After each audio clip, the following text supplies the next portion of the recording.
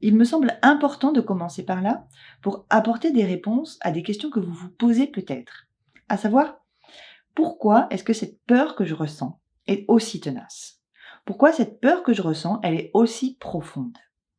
Pourquoi elle est arrivée alors que, objectivement, il ne s'est pas passé grand-chose? Pourquoi cette peur? Alors, il faut savoir qu'il y a deux types de stimuli qui sont susceptibles de déclencher la peur. Il y a les déclencheurs appris, qui sont des objets ou des situations pour lesquelles on a appris qu'ils étaient dangereux et du coup, quand on les rencontre de nouveau, eh bien, on a peur. Et il y a les déclencheurs naturels, et c'est sur eux que l'on va s'attarder un petit peu plus. Un déclencheur naturel, c'est un objet ou une situation qui, parce qu'il a constitué un danger pour nos lointains ancêtres, eh bien, est en quelque sorte préenregistré aujourd'hui dans notre amygdale cérébrale. Concrètement, lorsqu'on les rencontre, dès la première rencontre même, eh bien notre cerveau les évalue automatiquement comme source de danger. L'évolution nous a programmés comme ça. Et sur ces déclencheurs-là, on ne va pas faire durer le suspense plus longtemps, sur ces déclencheurs, eh bien il est beaucoup plus facile d'installer une grande peur. Elle sera plus tenace, elle sera beaucoup plus profonde. Il n'y a pas besoin d'avoir un traumatisme pour qu'elle s'installe. Et quand il y a un traumatisme sur ces déclencheurs-là, eh bien, il est aussi, lui aussi, beaucoup plus profond. Donc, parmi les déclencheurs naturels, on trouve les araignées et les serpents. Alors là, on a des études qui ont été menées sur des nourrissons à qui on présentait des photographies d'araignées et de serpents et sur qui on mesurait la dilatation de la pupille.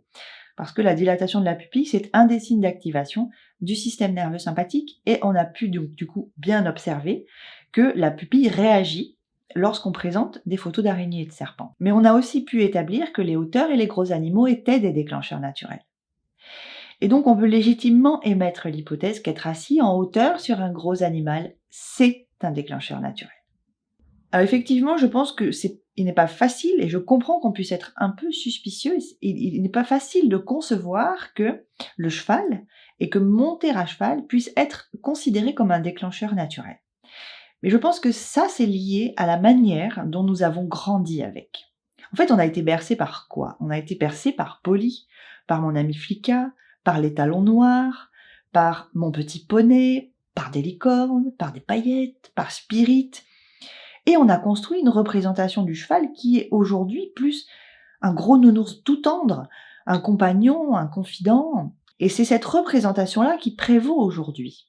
Et c'est cette représentation-là qui joue une sorte de croyance écran qui nous fait oublier plein de choses. Mais quand on creuse un peu et qu'on s'intéresse aux mythes et aux légendes, on se rend vite compte que le cheval était plus souvent associé au cauchemar et à la mort qu'à la tendresse. Que pour nos ancêtres et pour nos lointains ancêtres, il a un hennissement puissant. Il se cabre, il est massif, il peut être violent dans ses réactions et il inspire la peur. Et finalement, pour beaucoup d'auteurs, la domestication du cheval représente une victoire sur la terreur qu'il a inspirée à l'homme depuis le fond des âges. Et je pense que ça, c'est inscrit très profondément en nous. Je pense que ça, c'est inscrit dans notre cerveau primitif et qu'en matière de survie, en matière de protection, c'est toujours lui qui a le dernier mot. Et il y a plusieurs autres éléments qui viennent alimenter l'hypothèse que le cheval pourrait bien être un déclencheur naturel. Si on reprend ce que l'on a dit tout à l'heure sur ces déclencheurs naturels, on a dit que la peur pouvait s'installer de façon beaucoup plus rapide, beaucoup plus facile. Et là, je prends souvent l'exemple de l'enfant qui tombe de vélo. On a rarement vu un enfant qui tombe de vélo et qui ne veuille plus remonter sur un vélo, voire même qui développe une grande peur du vélo. C'est assez rare. En revanche, un enfant qui tombe de poney. Il sera beaucoup plus fréquent de voir cet enfant ne plus vouloir remonter sur un poney et développer une peur de poney. Et ça, je pense que ça s'explique par le fait que c'est un déclencheur naturel. On a vu aussi que sur ces déclencheurs-là, on n'avait pas besoin de subir un traumatisme pour installer la peur et que l'observation pouvait même suffire. Et là, les exemples sont nombreux.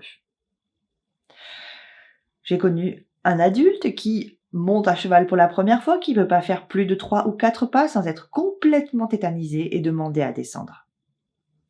J'ai également rencontré un couple de personnes qui avaient l'habitude de vivre en ville et qui, pour la première fois qu'ils rentraient en contact avec un cheval, n'ont pas pu s'avancer à moins de 3 mètres.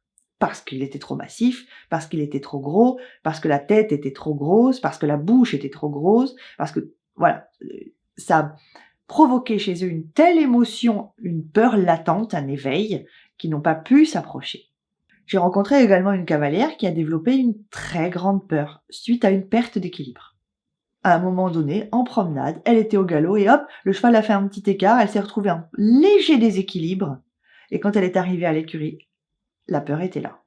J'ai aussi rencontré une cavalière qui a développé une grande peur de l'obstacle parce qu'elle avait vu tomber devant elle une de ses amies. Très nombreux sont les cavaliers qui disent « Je ne comprends pas pourquoi j'ai peur. Il s'est rien passé de particulier, je comprends pas pourquoi. » Et tous ces exemples-là militent en faveur du fait que c'est bien un déclencheur naturel parce que sur ces déclencheurs naturels, la peur peut s'installer comme ça. Et enfin, dernier élément, lorsqu'il y a un traumatisme sur ces déclencheurs-là, il est beaucoup plus profond et ça se vérifie tout le temps. Quand en effet les cavaliers ont subi un traumatisme, il s'est enraciné plus profondément. On voit bien qu'on n'est pas du tout en contact avec une peur classique. On voit qu'elle est beaucoup plus profonde, qu'elle s'est enracinée beaucoup plus loin. Et on voit qu'on est bien en présence de quelque chose de biologique. Dernière question que vous pourriez peut-être vous poser, c'est pourquoi moi et pourquoi pas les autres? Si tous les êtres humains ont la même manière de réagir face au danger, en revanche, on n'a pas tous les mêmes seuils de vulnérabilité. C'est exactement la même chose que pour la phobie des araignées. On n'a pas tous la phobie des araignées, on n'a pas tous la phobie des serpents. Certains l'ont. D'autres vont pas forcément apprécier de croiser une araignée dans la pièce, mais bon, vont pas sortir de la pièce pour autant. Certains s'en fichent. J'ai même vu sur Instagram quelqu'un qui adorait se mettre des araignées sur le visage parce qu'il trouvait que c'était très très sympathique, les pattes sur la peau, c'était quelque chose de très relaxant. On n'a pas tous le même seuil de vulnérabilité. On est complètement différents les uns des autres. Nous avons tous notre histoire, nous avons tous notre éducation, nous sommes tous différents. Donc, il faut pas se comparer aux autres sur la peur. Pourquoi les autres et pourquoi pas moi? Parce que, tout simplement, le seuil de vulnérabilité n'est pas le même. Et il y a aussi, on constate, une corrélation très importante entre le niveau de confiance en soi et l'installation de la peur.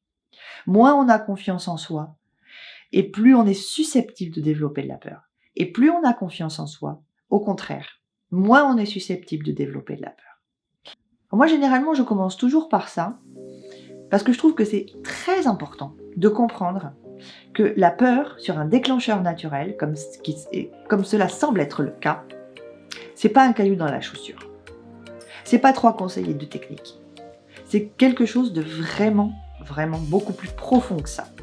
On est, pour certains cavaliers, proche du registre de la phobie. Et donc c'est quelque chose qui ne doit pas être pris à la légère. Et pour ceux qui travaillent sur leur peur, comprenez bien que vous vous attaquez à un colosse et que c'est pas impossible de vaincre un colosse, mais que ça va être beaucoup plus long et peut-être certainement beaucoup plus difficile que de s'attaquer à quelque chose de beaucoup plus petit. Et pour ceux qui côtoient des gens qui ont peur, comprenez bien qu'ils n'ont pas affaire à une peur classique. C'est pas une peur traditionnelle. C'est pas j'ai peur d'un petit truc comme ça et puis ressaisis-toi, vas-y. Non, c'est beaucoup plus profond, c'est biologique et là on n'est pas sur le même registre.